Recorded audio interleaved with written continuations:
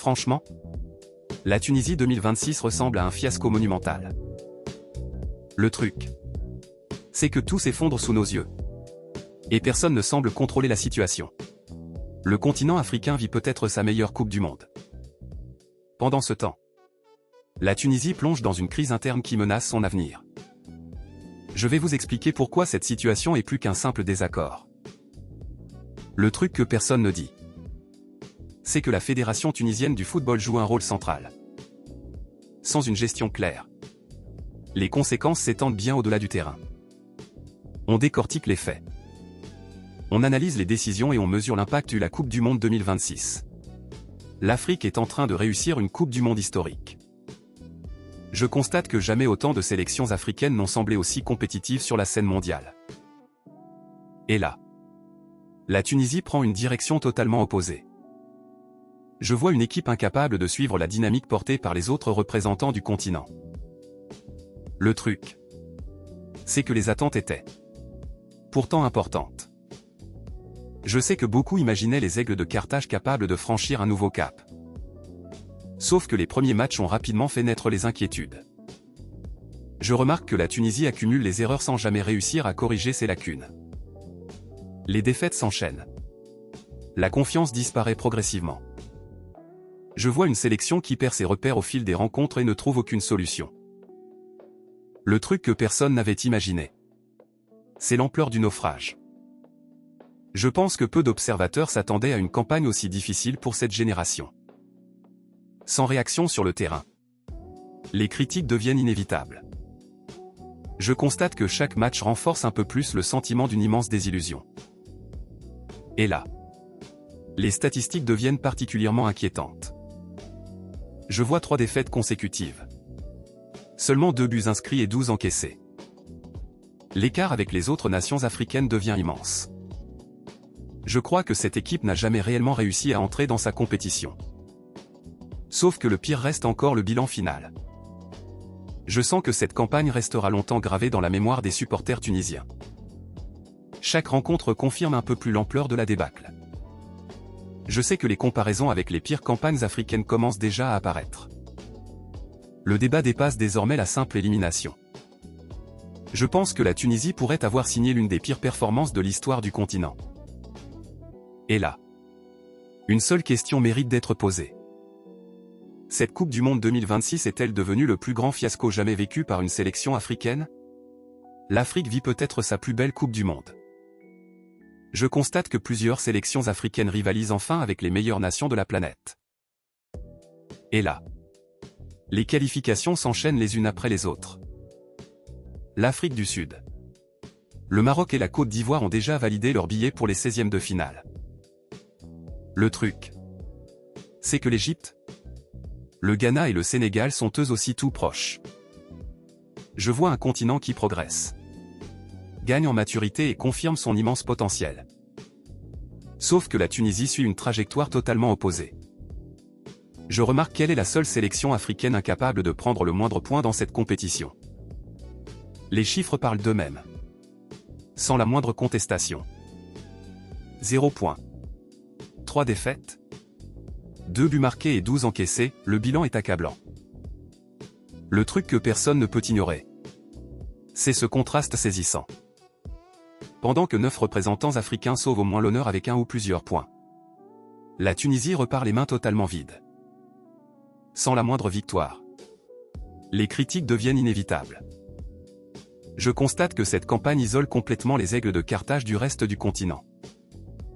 Et là, la comparaison devient particulièrement douloureuse. Je vois les autres nations africaines écrire leur histoire pendant que la Tunisie sombre dans la sienne. Le football africain envoie pourtant un message très fort. Je crois que cette Coupe du Monde confirme la progression globale des sélections du continent. Sauf que la Tunisie apparaît comme la seule véritable exception. Je sens que cette élimination laissera une cicatrice bien plus profonde que les précédentes. Chaque résultat des autres équipes accentue encore davantage cette humiliation. Je sais que les supporters assistent à un contraste qu'ils n'auraient jamais imaginé. La Tunisie referme cette Coupe du Monde sans le moindre point. Je pense que cette statistique résume à elle seule l'ampleur de cette débâcle historique.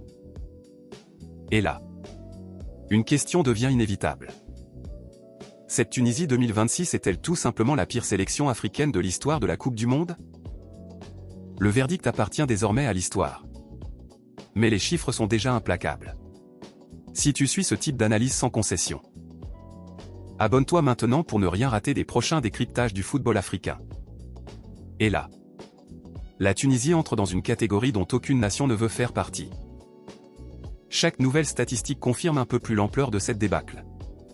Et les comparaisons deviennent de plus en plus cruelles. Le truc, c'est que cette génération était censée franchir un cap. Pendant que plusieurs sélections africaines écrivent leur plus belle histoire, la Tunisie signe probablement la page la plus sombre de la sienne. Sauf que les chiffres sont implacables.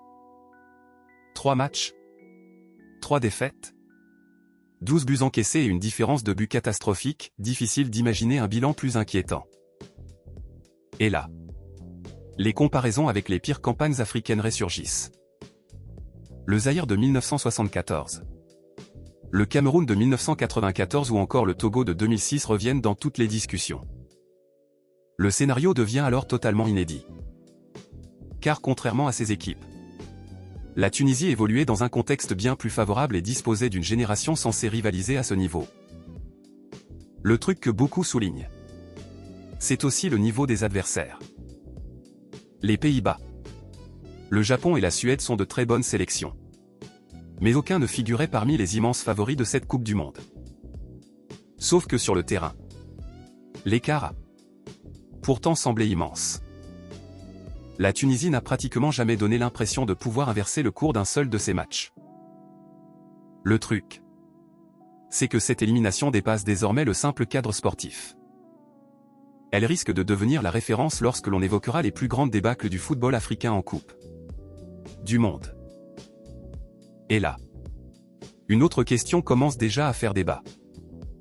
La Tunisie est-elle seulement la pire sélection africaine de ce mondial? Ou tout simplement la pire des 48 équipes engagées?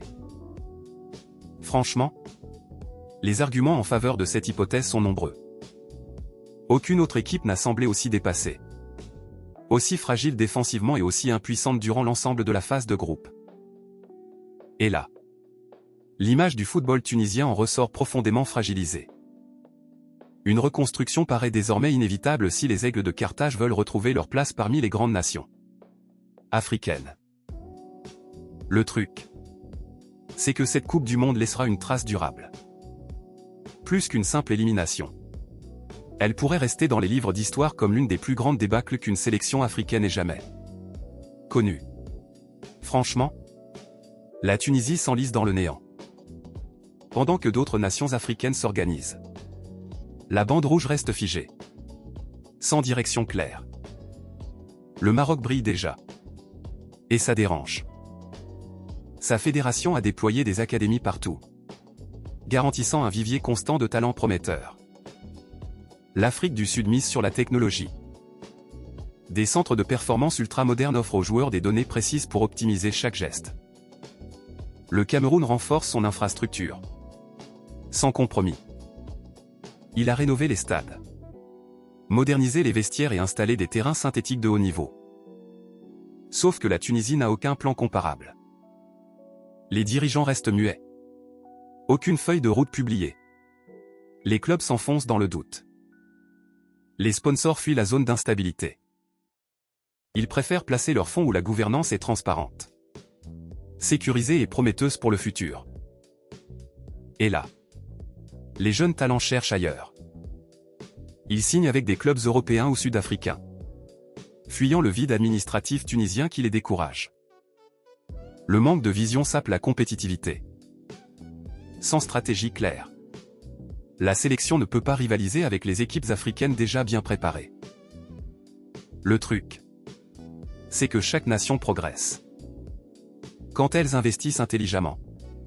Leurs chances de briller en 2026 explosent, attirant l'attention mondiale.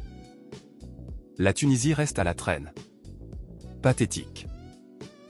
Ses supporters voient leurs rêves s'évaporer, tandis que les rivaux affichent des objectifs concrets et ambitieux. Sauf qu'aucune réponse concrète n'émerge.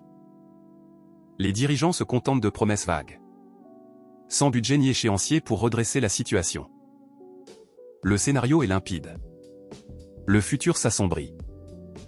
Si la fédération ne change rien, la Tunisie deviendra le symbole d'un échec continental mémorable. Les autres nations écrivent déjà l'histoire. Leurs succès se traduisent par des titres, des qualifications et une reconnaissance croissante dans le monde. Et là, la Tunisie regarde, impuissante. Ses fans crient à l'injustice. Mais les dirigeants restent muets, incapables de fournir une vision claire. Franchement, je pense que la débâcle est inévitable. Sans réformes urgentes, le pays continuera à perdre des talents, des sponsors et des rêves collectifs. Le temps presse. La coupe approche déjà. Il faut agir maintenant. Sinon la Tunisie restera à jamais l'exemple d'un fiasco africain. La Tunisie se retrouve désormais à un véritable tournant de son histoire. Je constate que cette Coupe du Monde a mis en lumière des failles bien plus profondes que les seuls résultats. Et là, chaque décision de la fédération devient déterminante. Je vois une génération entière perdre sa crédibilité après un tournoi qui laissera des traces durables. Le truc, c'est que la confiance s'est brutalement évaporée. Je sens que les supporters attendent désormais des actes plutôt que des promesses répétées. Sauf que les mêmes dirigeants sont encore aux commandes. Je remarque que beaucoup réclament une remise en question complète avant les prochaines échéances internationales. Le continent avance, pendant que la Tunisie doute de son projet. Je sais que plusieurs nations africaines profitent déjà de cette dynamique pour prendre davantage d'avance. Le truc que beaucoup redoutent, c'est une crise durable. Je pense qu'un simple changement de sélectionneur ne suffira probablement pas à résoudre les problèmes actuels. Sans réforme profonde, les mêmes erreurs risquent de se répéter. Je constate que cette élimination pourrait marquer le début d'un cycle particulièrement compliqué. Et là, la pression populaire devient immense. Je vois les critiques viser autant les dirigeants que les joueurs et le staff technique. L'avenir du football tunisien reste désormais incertain. Je crois que seule une véritable reconstruction permettra de retrouver le niveau attendu. Sauf que le temps joue déjà contre cette sélection. Je sens que chaque rassemblement sera désormais scruté avec beaucoup plus d'exigence qu'auparavant. Chaque résultat comptera. Chaque faux pas sera lourdement jugé. Je sais que cette Coupe du Monde restera longtemps dans toutes les mémoires tunisiennes. Le souvenir de ce fiasco accompagnera forcément les prochaines générations. Je pense que seule une réaction forte permettra d'effacer progressivement cette immense désillusion.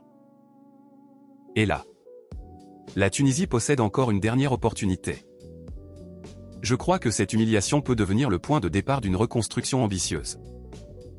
Le temps des excuses est terminé. Celui des décisions commence maintenant.